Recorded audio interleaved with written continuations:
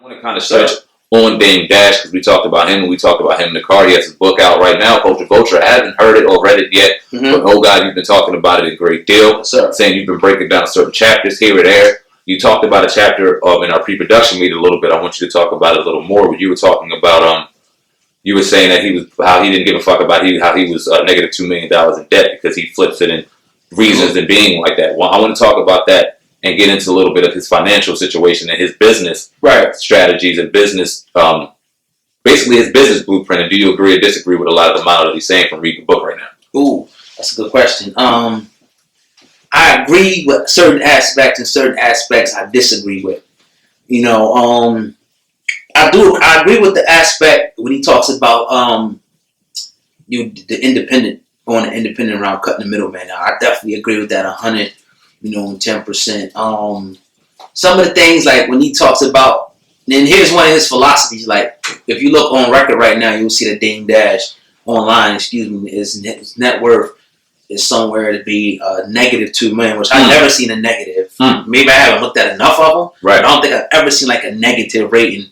But his thing is like he doesn't care what the perception is because he has businesses. He has Rachel Roy. He has production company. He put a book out. Right. I mean, he said he's winning. He don't care. Basically, he don't want to pay. I don't want to say it on air, but he don't really want. He want to pay who he want to pay at the end of the day. So I mean, his philosophy. If you look, the proof is in the pudding. I think with that too. I mean, look at the people that he's put out. He was one of. If you can talk to Kareem and even Jay-Z would admit he was one of the key reasons why Rockefeller was as successful as it was. Right. You know what I mean? He's putting out independent films. He got a book out, which is a great book, I think. He's been doing stuff, but he just hasn't been paying his taxes at this point. But he's been making money. I think Dame's the type of cat that, got stuff over here. And he even says it in his book, like he has different things, put away at different properties. Like, so it's not as bad as it looks. Well, at the end of the day, is what he's saying. He was He's talking about freedom and not having anybody in your circle, but he also talks about giving back to the circle and giving back and making sure everyone else on the team is good. Like if I need 100 mil, somebody should be able to come and give me that 100 mil, vice versa. Mm-hmm. And he also alluded to in the book how ultimately at the end of the day, Jay-Z wanted to be his own brand. And in order to be his own brand, he had to kind of stray away from that situation. So in that argument, do you agree with Dame Dash in saying that you got to feed the team in order to raise that village, or do you agree with building the brand? And doing it in that regard, because it's a yin and yang. Both in that situation. So I want to hear your perspective on that. I agree. I kind of agree. I agree with both, but it's just that they got to be ready to leave the nest too. They can't be premature. But when you go back though, I don't know. It seems like that the members of the state property, they weren't really privy, because when you go back and listen to the interview, Kareem Burke said that they was always going to sell Rockefeller. They was always going to kind of break it apart. So that in a sense, they were just building up a company's value to sell it and go their own separate way anyway. Maybe Dame didn't see it like that. Right. But then, Dame, let's put it like this. Let's just put it like this, right? As long as, and then we see now, I think that Jay-Z was more, in that situation, Jay-Z was more correct. Just simply because if you look at all the people, most of them still have careers to this day. So it may not have been good for us at that time. We thought it probably could have been more, but the way the music was going in the industry, I think it happens like that anyway, naturally. People get too big and they spread apart and they do their own thing. And I think it's better simply because you don't have to split your pie. It's word up. You know what I mean? I think the fucked up thing about people, and you get demonized for that. Oh, you didn't do this, or you didn't do that, or you didn't do this. But it's a lot of motherfuckers out here.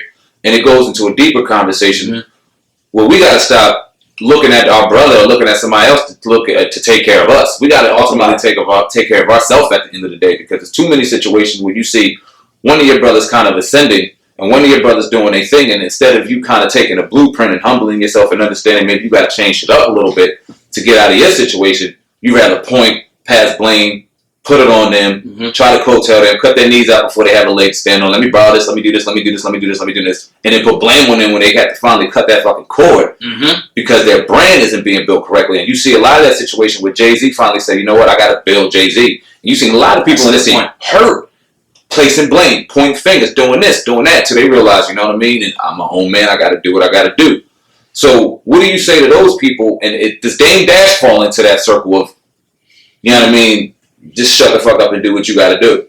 Yeah, I think, that's a good question. I think Dame was like a go-getter, so he said, I'm going to make it happen regardless. Exactly. You know what I mean? Exactly. He was always good. Yeah, he was always good, so it didn't really hurt him. I think he was definitely bitter because he knew where it could have went. Mm-hmm. I think he seen like, yo, this could have been like the biggest thing ever. Right. And you know what I mean? Which it was still huge. Right. They did some numbers. Yeah. But Dame was, he was looking at the collective, which I think is the way that is, supposed to be to a certain extent. But just because you go separate ways don't mean you still can't be a collective, I think. It just happens that people go separate ways, they stop communicating, and it is what it is. You brought up another point, people waiting on other people, you know what I mean, and attributing other people's success. We seen it with Beanie Siegel. Yep. He was pissed. Mm-hmm. And Jay-Z's response was like, dog, like, you got Bentleys, like he said, pretty much royalties paid for your lawyer fees. You know what I mean? That's real talk. Mm-hmm. You wouldn't even be where you were if it wasn't for me. So, pretty much, shut the fuck up and go do you. What else you want me to do? Yeah, what else you want me to do for you? I showed you how to make money. Matter of fact, I don't want to put too much out there, but Beanie Siegel, he's from being in the area where we at. Yeah, fact. You know what I mean? So, he's still traveling. He's still doing stuff after all that. So he's still pretty good. Still straight. Yeah, I don't see him at McDonald's or nowhere at CVS working. He's still self-sufficient. So at the end of the day, and I think now, Beanie, I think he got older now. He sees it. Yeah, he sees it. Facts. He definitely sees it. That's 100%. You stood next to Jay-Z. Come on, dog. Word up. Come on. Like, it's no way. No way. It's a humbling experience, to say the least, because it's hard to see your brother that was right there next to you, and you may even feel like he was better than, you know what I mean, when it came down to the nitty gritty and the lyrics. But at the end of the day, you see him smoke your ass. He Usain bolted your ass, and you can humble yourself, or you could pass blame. You see a lot of people not just, you know what I mean, comfortable enough in their situation to understand that you got to change your shit up. And I think with that being said, I think that, like, I don't think Jay-Z would ever let none of them cats like totally fall down on their face like that. Now, I'm not saying that he gives them money or anything like that. Mm-hmm. But, I think, and we see evident of, he brings a lot of them cats around. Like, some of them cats still deal with Jay-Z. Chris and some of them. So he's still dealing with some of them. Some of them he said, you know what, this relationship is done. And I understand some motherfuckers, you got to just cut off and say, this is it. This is done. I'm not dealing with them no more because that relationship has ran its course. We all been there with a woman. We all been there with people who say, this is done. We can still be cool. We ain't got to beef, but it's over. And those critical decisions, can alter your situations in your lives. I know a lot of those decisions along the way that Jay-Z had to make probably propelled him to where he's at right now. And it catches us in all those situations. We find ourselves in one or two critical situations where we can go left or go right. And we choose the way, and that usually ultimately sets up our path going on in the future. So shout out to Jay-Z, shout out to Dame Dash, man. I got to get that book. He's a genius in his own right. We can't wait to get him on here on the Uncensored Truth Sam and Old Guy podcast, man, because we're doing our thing.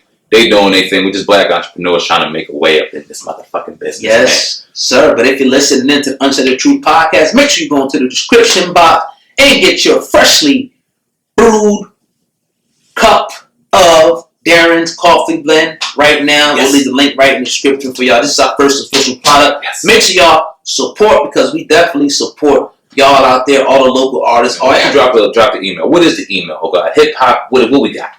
You can actually email right now. If you want to email us right now, it'll be ogod@hiphopun.com right now until we have an official email. But that one definitely works right now. ogod@hiphopun.com.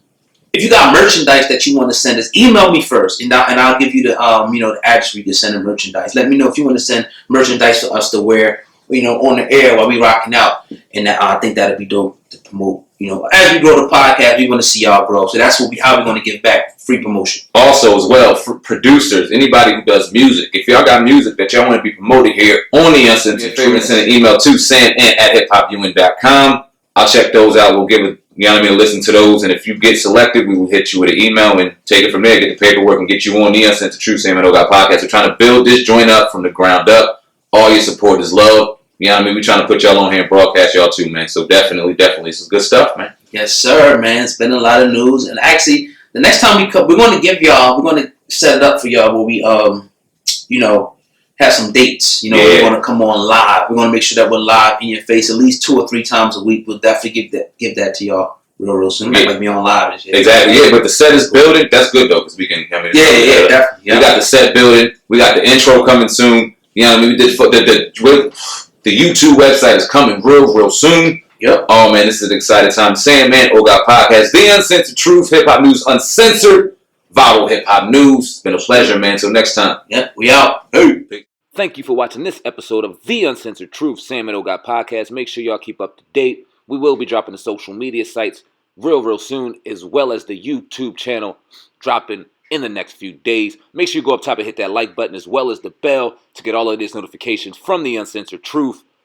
coming your way. We appreciate each and every one of you. Until next time, we are out of here. Peace.